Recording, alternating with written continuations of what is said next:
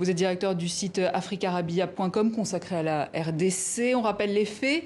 Des magistrats et des militaires ont été nommés par ordonnance présidentielle. On rappelle qu'il y a deux camps au pouvoir. Le parti Cash du président Félix Tshisekedi et le FCC, parti kabiliste dont est issu l'actuel Premier ministre Sylvestre Ilunga. Or, le Premier ministre n'a pas été informé de la prise de ces ordonnances et l'a fait savoir par communiqué. Christophe Rigaud, déjà, un Premier ministre qui demande des comptes au président, ce n'est pas courant?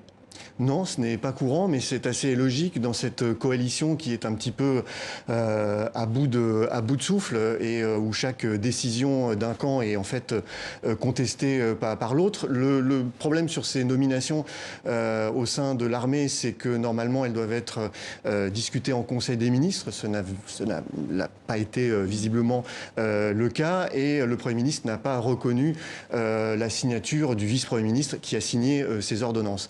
Oui, mais parce que le Premier ministre aurait été en déplacement à Lubumbashi à ce moment-là. Tout à fait, tout à fait. Donc c'est l'explication. C'est l'explication, mais en réalité, il y a un profond désaccord sur ces nominations, notamment sur la surprise en fait de ce remaniement qui est en fait la mise à l'écart de John Numbi, qui est l'homme fort du Katanga, et donc effectivement, on assiste à une guerre larvée toujours entre le FCC et puis Cash de Félix Tshisekedi. Oui, le général John Numbi, qui est-il ce général qui cristallise les tensions? Alors c'est un général qui est sous sanction internationale et c'est la raison pour laquelle Félix Tshisekedi l'a écarté sous la pression de la communauté internationale.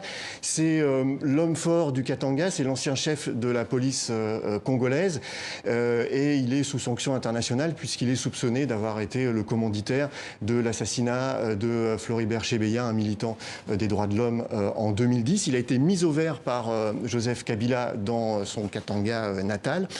Et c'est quelqu'un qui est effectivement soupçonné d'entretenir et d'instrumentaliser des groupes armés dans le Katanga. Et c'est vrai que son éviction pose question parce que c'est quelqu'un qui a une forte capacité de nuisance et pour le moment, il prend assez mal la chose. Il a fait une sortie médiatique assez remarquée. Et c'est vrai qu'on se pose la question jusqu'où sa capacité de nuisance peut aller. Mais quel est le rôle de l'armée dans ce jeu politique ? L'armée a toujours tenu un rôle politique très important. D'ailleurs, John Numbi, quand il prend position, quand il se défend, il le fait quasiment en tant que comme politique. Mais effectivement, c'est un maillon très très important. C'est une armée qui a été complètement façonnée par Joseph Kabila pendant ces 16 années de pouvoir. Et c'est ce qui permet tout de même de tenir le pouvoir politique. Alors par rapport à ces ordonnances présidentielles, la famille politique du Premier ministre, le FCC, dénonce une violation de la Constitution. Est-ce qu'on peut vraiment parler de violation de la Constitution dans ce cas-là? C'est vrai que c'est assez compliqué. Je vous avoue très honnêtement que je ne rentrerai pas dans ce débat constitutionnaliste parce que il y a des sons de cloche très différents. Mais ce qu'on peut vraiment voir, c'est qu'on va vraiment vers une sorte de blocage institutionnel. Vous l'avez rappelé, il y a plusieurs dossiers qui empoisonnent les relations entre le Cash et FCC, la nomination du président de la CENI, une réforme judiciaire. Donc c'est vrai qu'on s'achemine vers un blocage permanent sur chacune des décisions prises par soit le président Tshisekedi, soit par le FCC. Et c'est vrai que c'est inquiétant parce que ça rappelle en fait la crise préélectorale que l'on a vécue en RDC entre 2015 et 2018. Et c'est vrai que plus le temps passe, plus le pays s'enfonce dans la crise politique. Christophe Rigaud, merci. Je rappelle que vous êtes directeur du site africarabia.com consacré à la RDC.